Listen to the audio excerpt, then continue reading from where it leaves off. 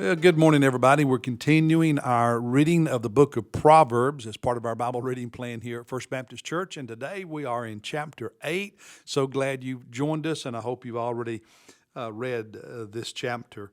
The verses that stood out to me are the first 4 verses and then some related verses that make the point that, that wisdom is available to all of us if we want it. If we'll just listen, we can have wisdom.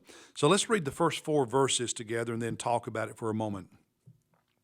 He says, "Does not wisdom call and understanding lift up her voice?" Now remember, in the book of Proverbs, quite often wisdom is personified as a person and usually as a woman. So think of woman wisdom. And if you remember that, then you'll properly understand some of these verses, because if you forget it, when you see the pronouns I, sometimes you'll think it's God talking, and it's not. It's wisdom, although it is the wisdom of God, so in a sense God is speaking, but it's wisdom personified as a literary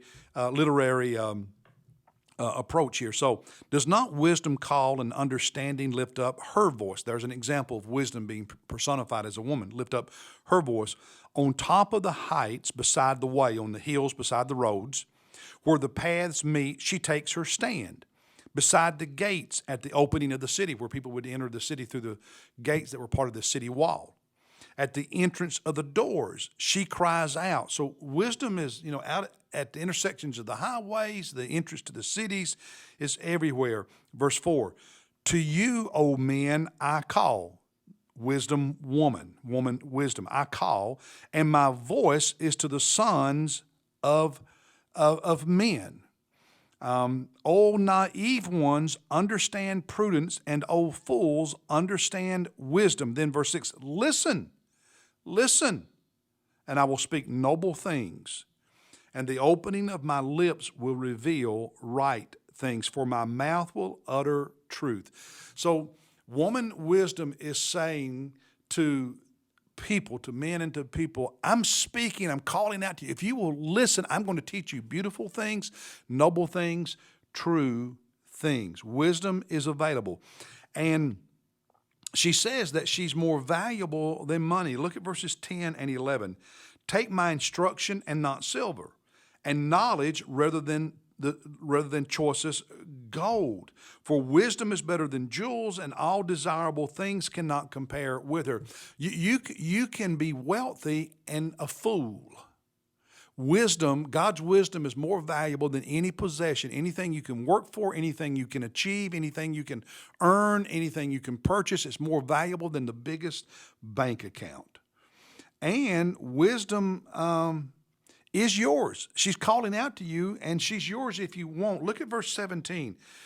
Wisdom, again personified here as a woman. "I love those who love me, and those who diligently seek me will find me." Now, that's not God saying, "I love those who love me." It's wisdom.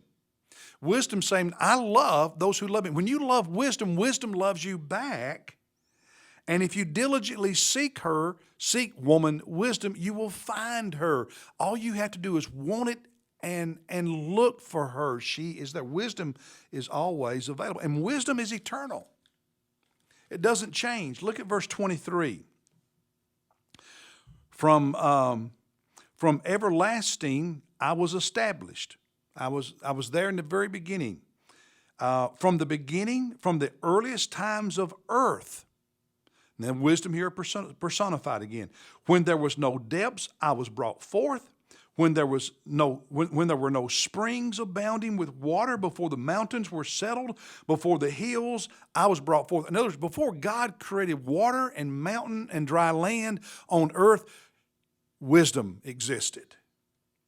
Verse 26, "While he had not yet made the earth and the fields, nor the first dust of the world, when he established the heavens, I was there." Now think about that. Wisdom existed before creation, because true wisdom comes from God, and God is eternal, so wisdom is eternal, because all wisdom is God's truth, God's wisdom. It's eternal before creation. And he says in this chapter, or wisdom, she says in this chapter, that there's a price to pay for not loving wisdom, not seeking wisdom, not having wisdom. Look at verse 36. But he who sins against me. Now, yes, against God, but here it's wisdom talking. So the one who sins against wisdom, who neglects wisdom, ignores wisdom, rejects wisdom, says wisdom is foolish, and does just the opposite. He who sins against me, against wisdom, what does he do? He injures himself. The person of folly, the fool, the person who doesn't seek wisdom, hear wisdom, receive wisdom, who rejects it, in the end, all they do is hurt themselves.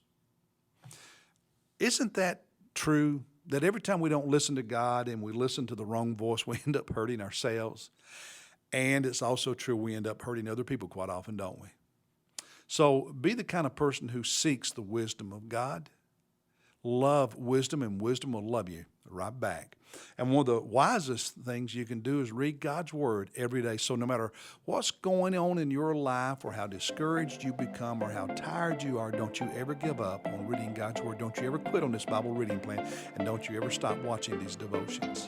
That's the wise thing. In fact, tell some people about it and invite them to join us. Hey, God bless you, and I'll be with you tomorrow.